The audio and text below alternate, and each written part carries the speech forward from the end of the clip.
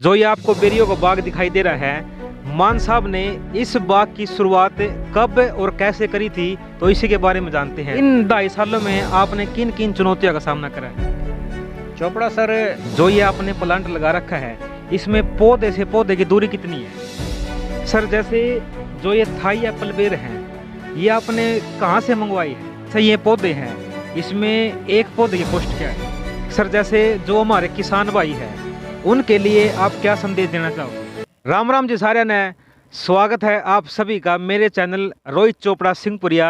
लो जी, आज मैं आपको एक ऐसी चीज़ दिखाने वाला हूँ, ऐसे किसान भाई से मिलवाने वाला हूँ जिसने आईटी सेक्टर में एक अच्छा सैलरी पैकेज छोड़ के यहाँ पर जो है आपको ये बाग दिखाई दे रहा है, और ये बाग दिखा दो भाई। ये बाग की इन्होंने शुरुआत कर रखी है और यही चीज़ आपको दिखाने के लिए आज मैं यहाँ पर पहुँचा हूँ। तो चलिए करते हैं इनसे बातचीत और जानते हैं इस बाग की शुरुआत इन्होंने कैसे करी है, कितनी इस पे लागत आई है, इसी चीज़ के बारे में आज मैं आपको बताने वाला हूँ। तो चलिए चलते हैं बाग के अंदर। तो आइए मिलवाते हैं आपको जो इस फार्म के ओनर हैं, जिन्होंने इस फार्म की शुरुआत कर रखी है, तो उनसे आपको मिलवाता हूँ। तो सबसे पहले राम राम जी। राम राम जी, राम राम राम। क्या नाम है सर आपका? सर, प्रमोद मान नाम है हमारा। ठीक है जी। और सिंहपुरा गांव के अंदर हमने ये एप्पल बेर का बगीचा लगाया हुआ है। ठीक है जी। जो कि सफ़ीदों तहसील जींद जिला में ठीक है जी। स्थित है। ठीक है। और हमारी जो फार्मिंग है, इसका नाम है चौधरी ऑर्गेनिक्स एंड नर्सरीज़ के नाम से हमने ये शुरुआत की हुई है। ठीक है जी। और दिल से आपका शुक्रिया अदा करता हूँ, आपने अपना कीमती समय निकाल के हमारे पास पहुँचे और किसान भाइयों तक आप संदेश पहुँचा रहे हो। जी, धन्यवाद। ठीक है जी। तो चलिए अभी चलते हैं बाग के अंदर। जो इन्होंने ये बेर के पौधे लगा रखे हैं, इन्हीं के बारे में प्रॉपर तरीके से जानकारी मैं आपको दूंगा। तो आप वीडियो में बने रहिए और तब तक वीडियो को लाइक और चैनल को सब्सक्राइब कर दियो। तो चलिए चलते हैं बाग के अंदर और दिखाता हूँ मैं आपको यहाँ पर जो भी इन्होंने प्रोसेस कर रखा है। तो जी, जो ये आपको बेरियों का बाग दिखाई दे रहा है, मान साहब ने इस बाग की शुरुआत कब और कैसे करी थी, तो इसी के बारे में जानते हैं। तो सर बताओ, इसकी शुरुआत आपने कब करी थी? जी चोपड़ा सर, सबसे पहले तो मैं इस बागवानी की शुरुआत के बारे में आपको बताऊं, उससे पहले थोड़ा सा मैं अपना बैकग्राउंड बताना चाहूँगा। ठीक है जी, बताओ। चंडीगढ़ में लॉजिस्टिक में मेरी जॉब थी।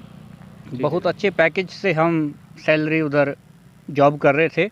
ठीक है जी। बट जैसे ही लॉकडाउन हमारे हिंदुस्तान के अंदर अप्लाई हुआ, लागू हुआ, उसके तुरंत बाद जॉब छोड़ने की नौबत आ गई और चैलेंज अपने सामने यही आया कि हम कहाँ अपना परिवार का गुजर बसर करें, किस प्रकार से अपने परिवार के लिए सर्वाइवल करें। ठीक है जी। तो लॉकडाउन के बाद ये मान के चलें कि लगभग जून 2020 में इस बागवानी की हमने शुरुआत की थी।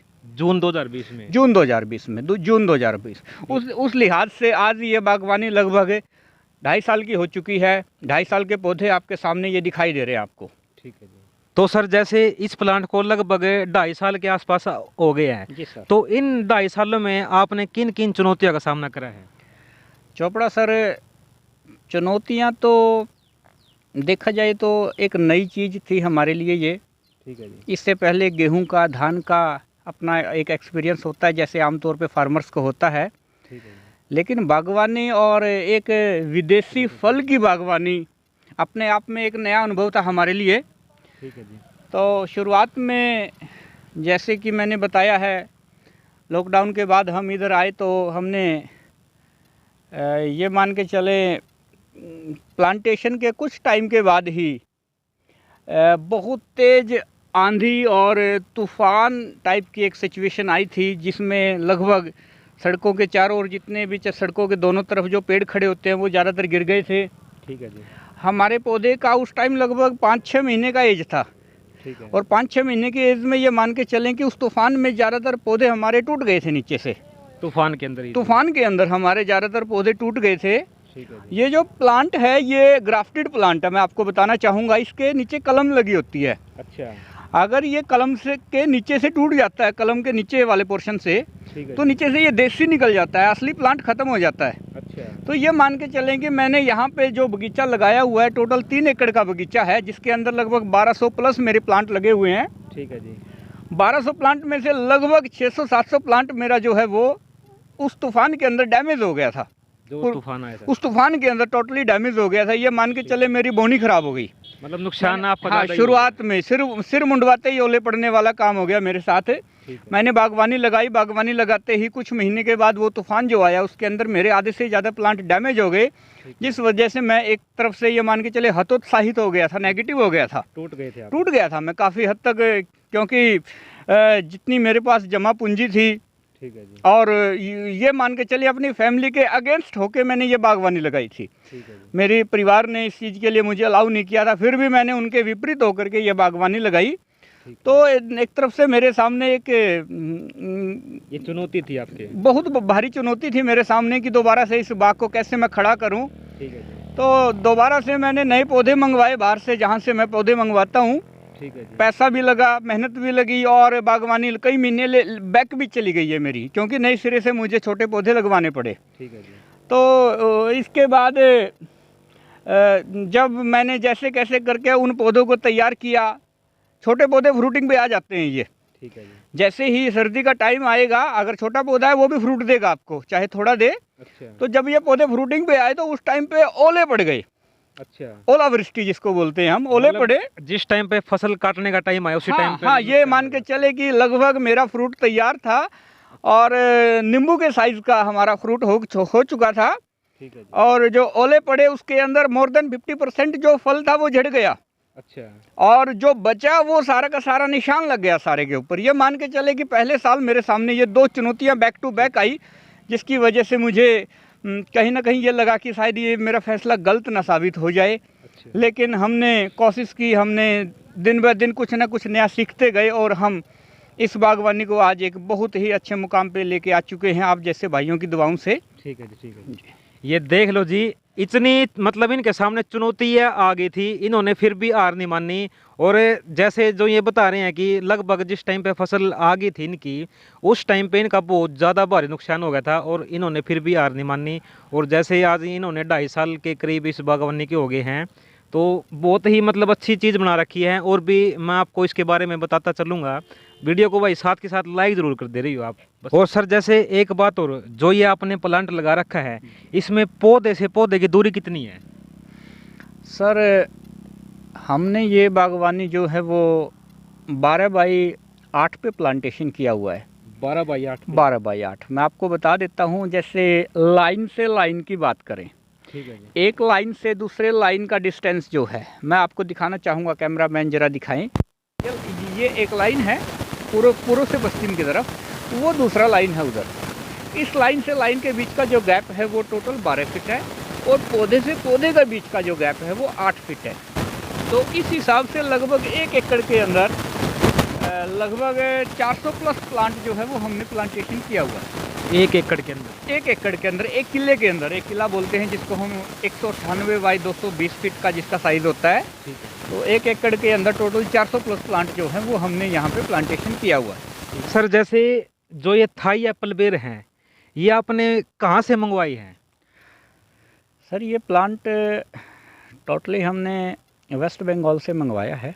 वेस्ट बंगाल से मंगवाई सर आपने? जी सर जी, वेस्ट बंगाल से मंगवाया है। और अच्छा। उनका जो प्लांट मंगवाने का तरीका है वो आपको ऑनलाइन ऑर्डर करना होता है।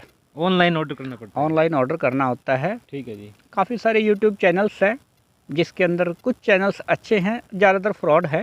अच्छा। मैं किसान भाइयों को बताना चाहूँगा कि आप अगर किसी भी नए नर्सरी वाले से प्लांट मंगवाते हैं कहीं यूट्यूब पे वीडियो वगैरह देख के, ठीक है। तो नीचे जो कमेंट दिए होते हैं, हर वीडियो के नीचे कुछ कमेंट्स होते हैं, उनको आप ज़रूर देखें। उनसे पता चल जाता है कि कौन फ्रॉड है, कौन रियल डील कर रहा है, असली में कौन नर्सरी वाला है। ठीक है जी।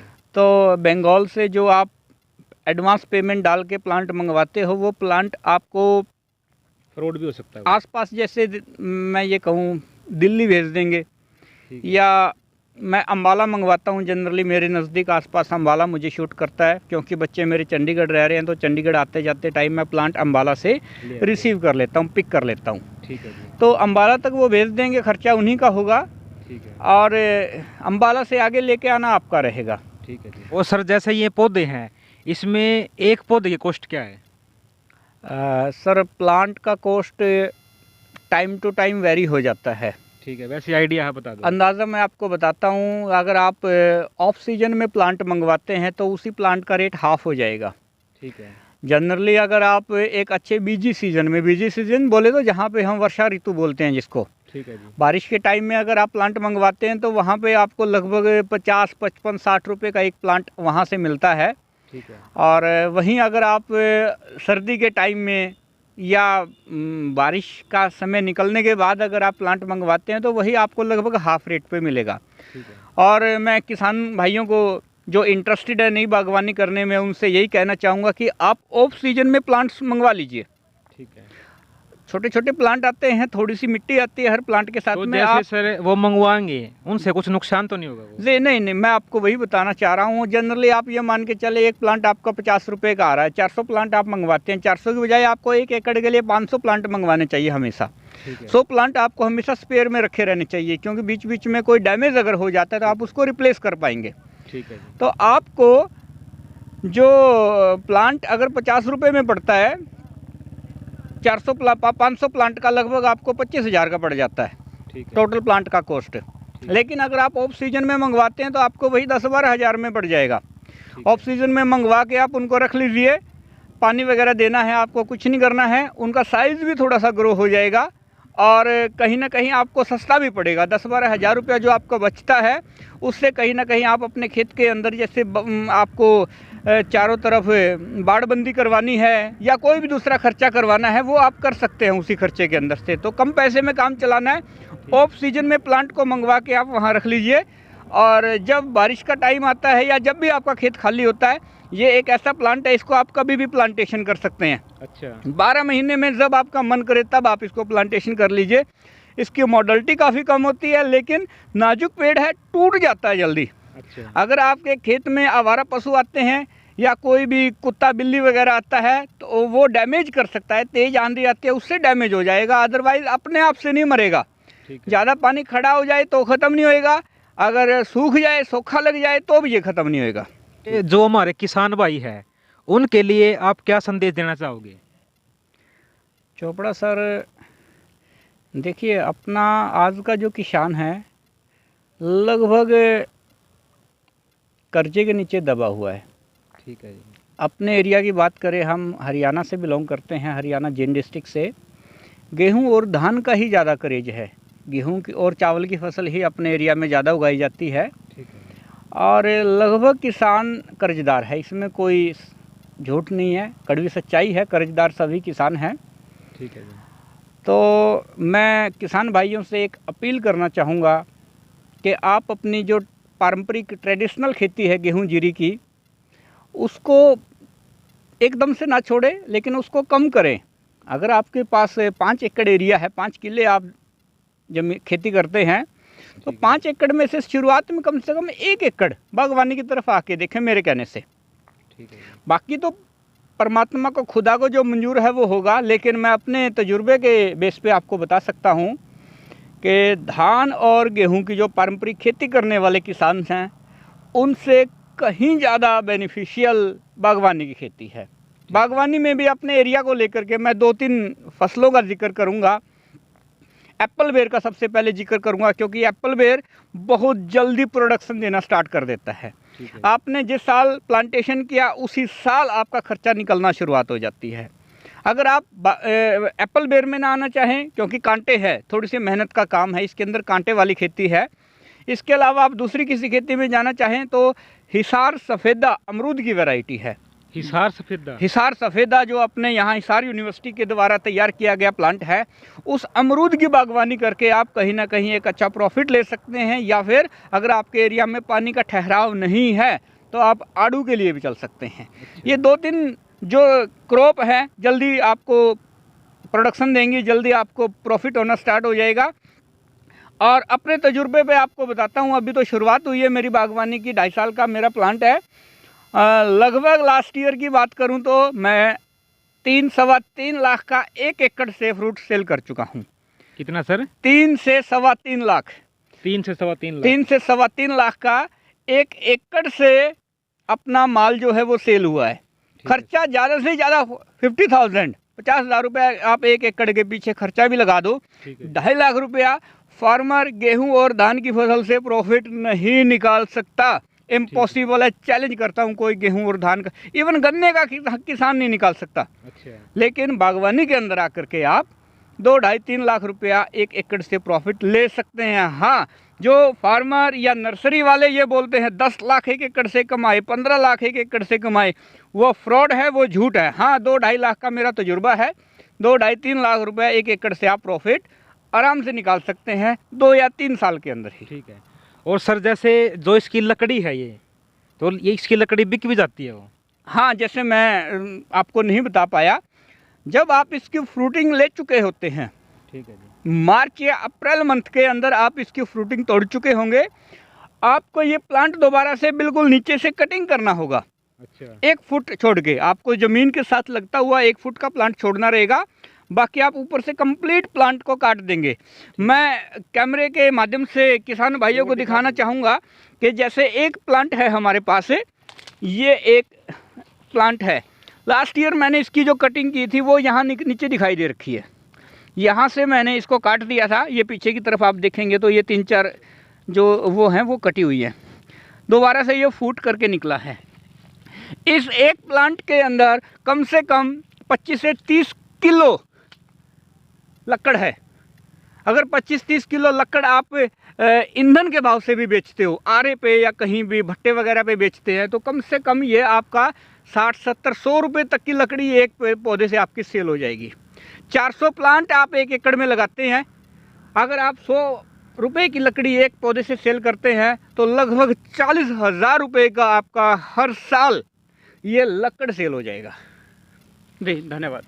ठीक है जी, ये देख लो जी, अगर आपको इस बागवानी के बारे में और भी मतलब मास्टर जी से जानकारी लेनी है तो मैं इनका नंबर डिस्क्रिप्शन में भी दे दूंगा और स्क्रीन पे भी आप इनका नंबर देख सकते हो।